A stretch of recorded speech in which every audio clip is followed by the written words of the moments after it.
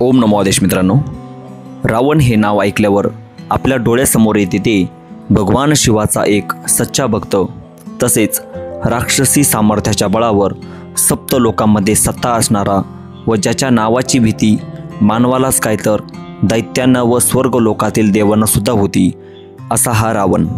रामायणातील सर्वात क्रूर राक्षस म्हणून त्याची ओळख आहे. पण मर्यादा पुरुषोत्तम प्रभू श्रीरामचंद्र यांनी लंकेवर आक्रमण करून रावणाचा वध केला व रावणाचा तेथे अंत झाला. पण मी जर तुम्हाला असं म्हटलं की कलियुगाच्या प्रारंभी हा रावण पुन्हा देहरूपी जिवंत झाला होता, तर तुमचा विश्वास बसणार नाही. पण हे खरं आहे. कलियुगाच्या प्रारंभी भगवान श्रीकृष्ण यांच्या आदेशानुसार नाथ संप्रदायाची स्थापना झाली. नवनाथ भक्तिसार या ग्रंथामध्ये रावणाला संजीवनी मंत्राने पुन्हा जिवंत केले याचा पुरावा दिलेला आहे. या ग्रंथाच्या 33व्या अध्यायामध्ये ओवी क्रमांक 200 ते 228 येथे या विषयाचा संपूर्ण संदर्भ दिलेला आहे. जेव्हा त्रिविक्रमाच्या मरणानंतर त्या राजाच्या नगरातील लोकांसाठी व गोरक्षनाथांच्या विनंतीवरून त्या राजाच्या शरीरामध्ये मच्छिंद्रनाथांनी प्रवेश केला. रेवती राणीला हे कळल्यानंतर तिने मच्छिंद्रनाथांच्या मुख्य शरीराचे तुकडे तुकडे करून वेगवेगळ्या ठिकाणी फेकून दिले. हे तुकडे महादेवास कळल्यानंतर त्यांनी वीरभद्राला हे सर्व एकत्र करून कैलासाला सुरक्षित ठेवण्याचे आदेश दिले.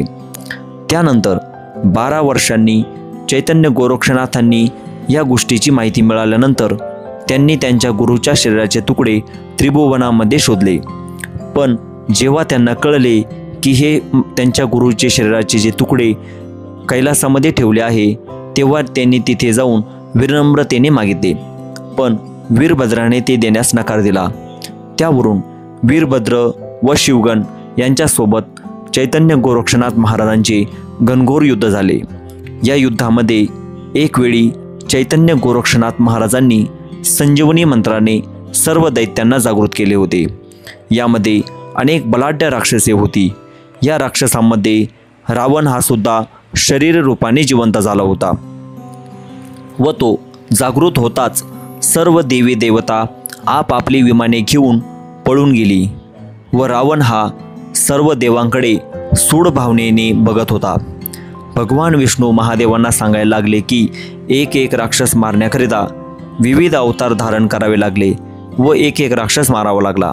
आता हे एकाच वेळी उठलेले म्हणजे जिवंत झाले आहे. त्यानंतर तिन्ही देवांनी चैतन्य गोरक्षनाथांना विनंती केली की हे थांबवा.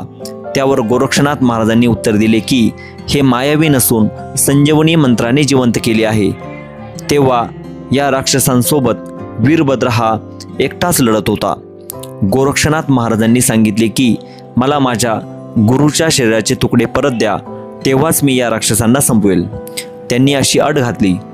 त्यानंतर महादेवांनी व भगवान विष्णूंनी ते मान्य केले.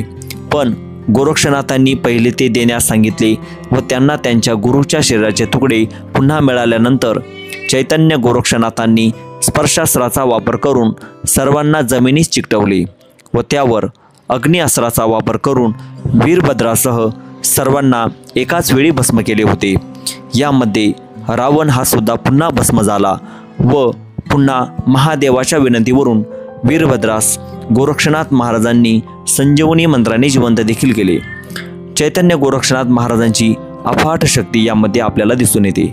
एकाच वेळी जिवंत करणे व एकाच वेळी भस्म करणे हे नाथशक्तीला विशेष काही मोठी गोष्ट नाही. अशी ही शाबरी विद्येची ताकद देखील आहे. तर मित्रांनो, अशाच नवनवीन व्हिडिओ बघण्यासाठी व्हिडिओला लाईक करा व चॅनलला सबस्क्राईब नक्की करा. ओम नमो आदेश. अलख निरंजन.